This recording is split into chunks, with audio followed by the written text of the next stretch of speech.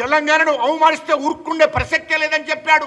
మా తెలంగాణకు అన్యాయం జరుగుతుందని చెప్పినవాడే మా రేవంత్ రెడ్డి గారు. అది గుర్తుపెట్టుకోమని గుర్తు చేస్తున్నా అంతే.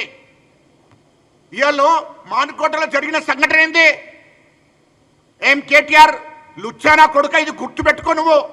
మానుకోటలో జగన్తోని ఇదే మాజీ ముఖ్యమంత్రి జగన్మోహన్ రెడ్డి మానుకోటకు పోతే ఇదే కవిష్కి రెడ్డి వాడిని ఇవాళ నీ పక్కన పెట్టుకున్నావు.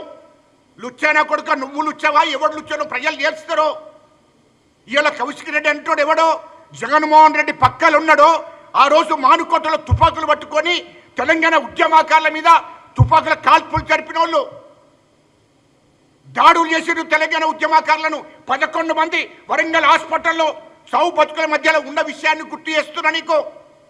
అలాంటి జగన్మోహన్ రెడ్డిని మీరు ఆంధ్ర నుంచి ఇంటికి తెప్పించుకొని భోజనాన్ని పెట్టుకొని కూర్చొని లోపకారి ఒప్పందాలు చేసుకున్నారు.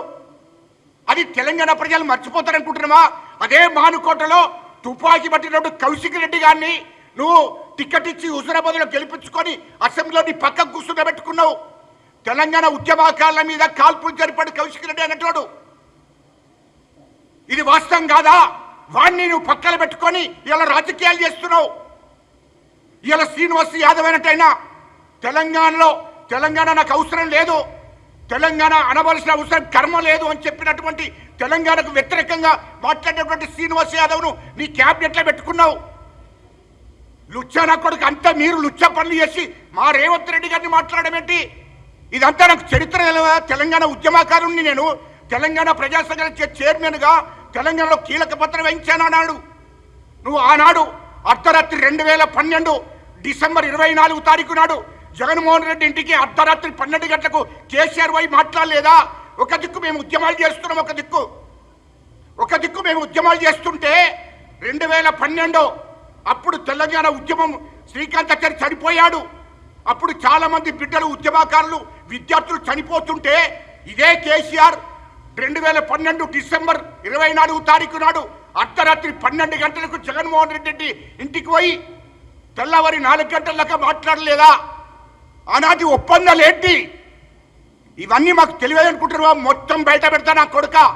మీరు చేసిన సంఘటనలు ఏం తమాషాలు చేస్తున్నారా?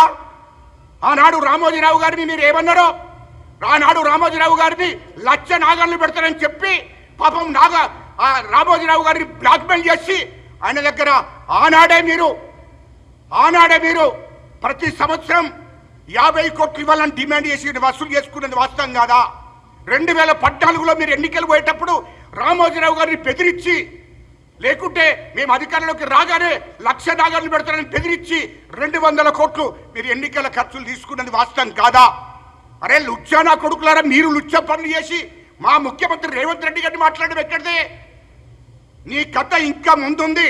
నువ్వేం చేసినావో నువ్వు పార్కాయతులు. కేటీఆర్ లుచ్చానా కొడుక, నువ్వు మంత్రిగా ఉండి 2015లో నువ్వు మంత్రిగా ఉండి పార్కాయతులో నువ్వేం చేసినావో సినిమా ఇండస్ట్రీ వాళ్ళతోని సినిమా హీరోయిన్లను తెప్పించుకొని నువ్వేం చేసినావో మొత్తం వీడియో నా దగ్గర ఉంది నా కొడుక. ఇక నుండి మొదలవుతుంది నీ సంగతి అంతా. ఏం తమాషాలు చేస్తున్నావా? నువ్వు ఎక్కడ ఏం చేసినావో నాకు తెలియదు అనుకుంటు నీ మొత్తం నీ చరిత్రంతా బయటపడతా. నువ్వు చిల్లర నా కొడుకువు.